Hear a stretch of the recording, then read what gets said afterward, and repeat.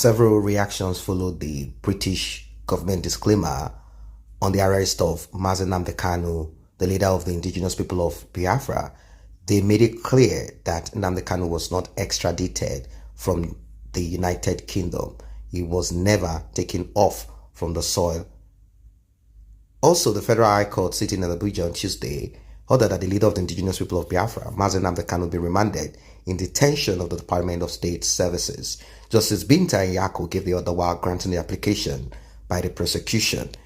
Now, one of the reverends in the southeast of Nigeria, he said something that is a little bit shocking to pro-Biafrans and IPOB members.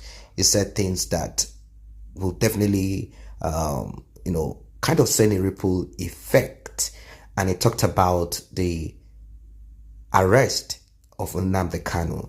Archbishop of Enugu Province, Church of Nigeria Anglican Communion, Most Reverend Emmanuel Chukwuma, welcomed the arrest of Nnamdi Kanu, and he described this as a good development. The fiery cleric accused the leader of the indigenous people of Biafra of jumping bail, adding that he did not appreciate Senator Einaya Abaribe and others who secured his bail.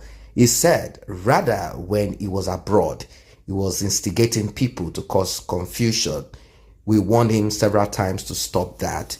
It is not only that. We felt that if you are a leader and you are part of the problem of Nigeria, you should come down here so we can discuss with others on how to solve the problem. Chukwuma, while describing Nnamdi Kanu as a weak leader, alleged that the leader of the indigenous people of Biafra played into the hands of Nigerian intelligence agency, who set him up with a woman from London to Brazil, where he was arrested and then tranquilized to the point of bringing him to Nigeria. How true this is, I wouldn't know, but probably this Reverend Chukwuma has some detail, or he is privy to some information that is not out there. Of course, it's not everything that the Nigerian government will make known, probably later, but this Reverend has thrown something out that we'll have to look and search deep into. We all know that Nnamdi Kanu is a married man, and to some people, what he does behind closed doors is not their business. All they want is Biafra. While to some people, they will not be comfortable to be with a man who is married, yet a woman can, ask him to come visit somewhere in Brazil so they can have a nice time, and he goes in there and they will say, like, this man is spending our money on prostitute, on beaches, on whores, or what's really going on here? He has a wife, so what is he looking for? And some people might even say that many strong men were brought down by a woman. A man who cannot control what is between his legs will definitely fall. And for Nnamdi Kanu, who has become all of a sudden so popular and powerful, up to the point whereby people have made songs on his name, and they've been called the Chosen One, Messiah, Untouchable, and many other names that has been given to him. Several attributes have been given to him. There is a possibility, I'm not saying that is what happened, that he might get, he might become popped up.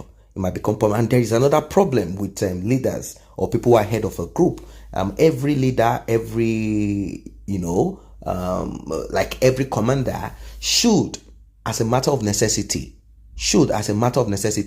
have about 3 or 4 committees that consist of very trusted people with a good head on their head, not people that will bow to him or people that he will speak to and he will begin to become jittery. These are people that Nnamdi Kanu cannot just, or any of the leaders cannot just kick them off. These people will be the ones to tell Nnamdi Kanu the truth and not lie to his face. If he's going wrong or there are certain things that needs to be cautioned, they are the ones to caution him so as to make sure that he stays in line. That is another lesson to learn. For everything in life, we have to learn a lesson. So, according to Reverend Chukwuma, probably he has connections with the DSS and someone gave him this information. Since he's a supporter of this government, and is not somebody, of course, older than Nnamdi Kanu. Probably was there during the Civil War. He was probably a child soldier, or was even an adult at that time, and he doesn't want any of this anymore. Or probably he just does not like Nnamdi Kanu and the manner at which he goes about his things. Or this reverend is is a kind of person that gets something from the federal government. He said Nnamdi Kanu played into the hands of the Nigerian intelligence agency, who set him up with a woman from London. Nnamdi Kanu probably met the woman in London, and the woman is like, you know what, let us meet in Brazil. Let's have a nice time in Brazil. I don't know, where they arrested Nnamdi Kanu and tranquilized them. We heard that he was captured in Ethiopia. Is it Ethiopia? We don't know. Was it brought to Ethiopia? We don't understand. Was he tricked to Brazil, or he had to go on transit from London to Ethiopia, then from Ethiopia to Brazil? They didn't allow him to get to Brazil, so they picked him along the way. He went on to say that this shows irresponsibility. How can a woman and a tranquilizer be a way of catching you if you are really a strong leader, if you are really a man of high morals? Claiming that your politicians are greedy, taking advantage of the people. Where did you get money from, if not from the Biafrans who stupidly donated millions of their money and they made you rich, and you're putting on a Fendi going to meet a woman in Brazil?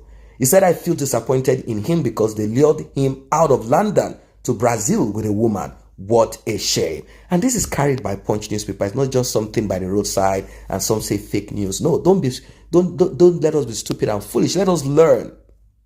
Very important. There is no strong man forever.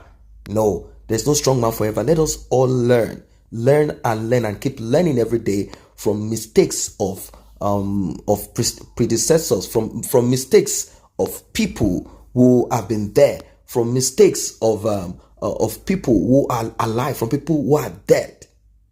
Let us learn from all of these people. It's very important that we learn from them. We cannot keep saying, all right, we are upset at the moment, we are hungry at the moment, and that with that we will not open our eyes to see, so as to make sure that we don't fall into the same trap anymore.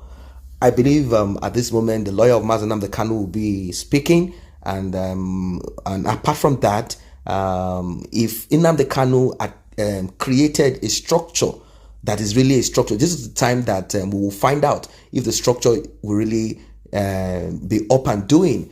He had a problem with his deputy back in those days as a result of certain things that I'm not too sure about. I want to get into it because I wasn't privy to it. I don't know what went down behind closed doors, so I cannot make judgment. But according to the deputy, it's like Nnamdi Kanu is a totalitarian. He doesn't want any other person to have access to certain things. He wants to cover this. He wants to just make sure that he's the only person seen, known, only person in charge when it comes to finance of Biafra and many other things. And probably the man felt upset. I don't know. But he cut off from the group.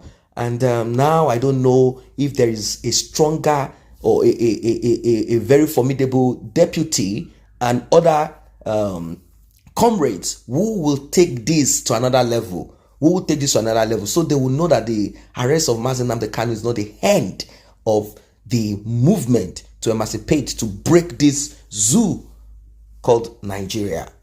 Very important. So this is the time that the test will be, this is the time that people will see if IPOB is formidable or not.